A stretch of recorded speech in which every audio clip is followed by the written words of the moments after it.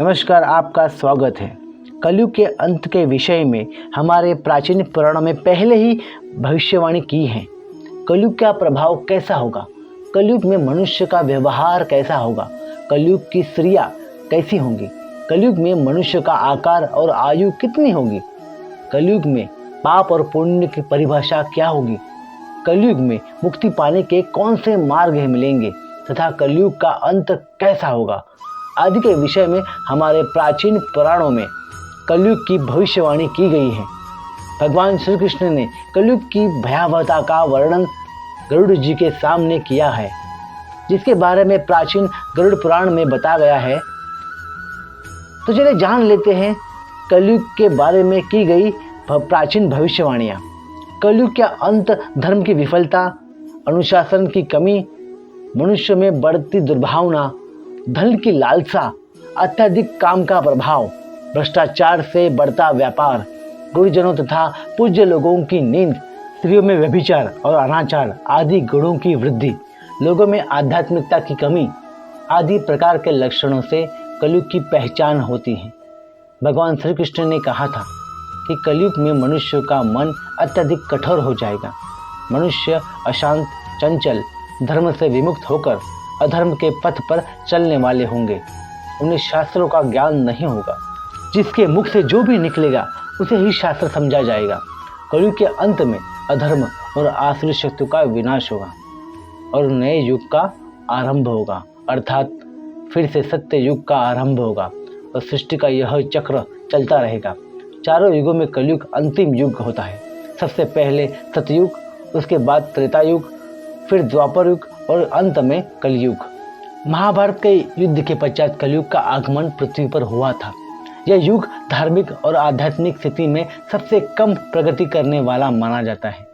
मान्यता के अनुसार आज से 3136 साल पहले महाभारत का युद्ध हुआ था और कलयुग का आरंभ इस युद्ध के 35 वर्ष के पश्चात हुआ था, अर्थात भगवान श्री कृष्ण के अपने धाम जाने के बाद हुआ।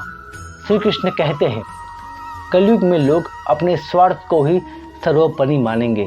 धर्म का त्याग करके मटेरियलिस्टिक उद्देश्य को पाने के लिए जी जान से कोशिश करेंगे।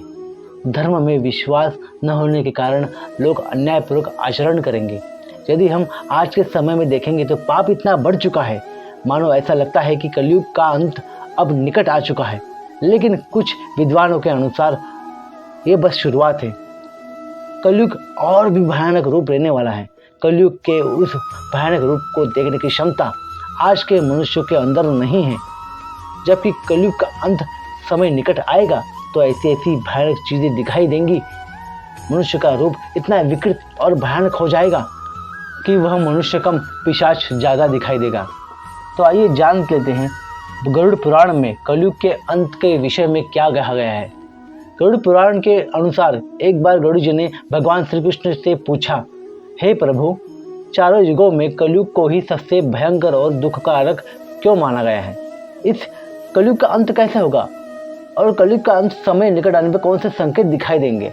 तब भगवान श्री कृष्ण ने गरुड़ जी को कलयुग के अंत के समय मिलने वाले भयानक संकेतों के बारे में बताया है। जब पृथ्वी पर चारों तरफ ऐसे संकेत दिखाई देंगे तो मनुष्य को समझ जाना चाहिए कि कलयुग का अंत निकट आ गया है और सृष्टि का अंत प्रलय से होगा।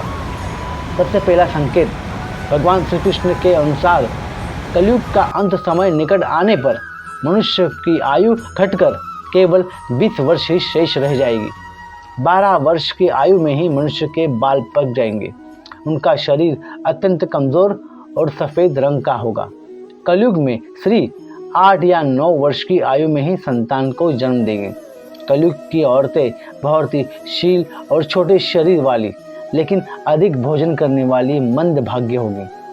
कलयुग की स्त्री कम संतान को उत्पन्न करने वाली और अत्यंत क्रोधी स्वभाव की होगी।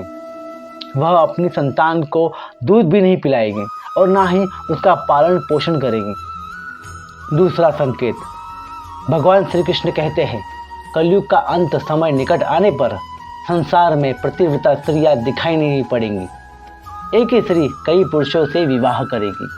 लोग पूजा पाठ, श्राद्ध, अंतिम संस्कार, मुंडन और विवाह आदि प्रकार के कार्य नहीं करेंगे।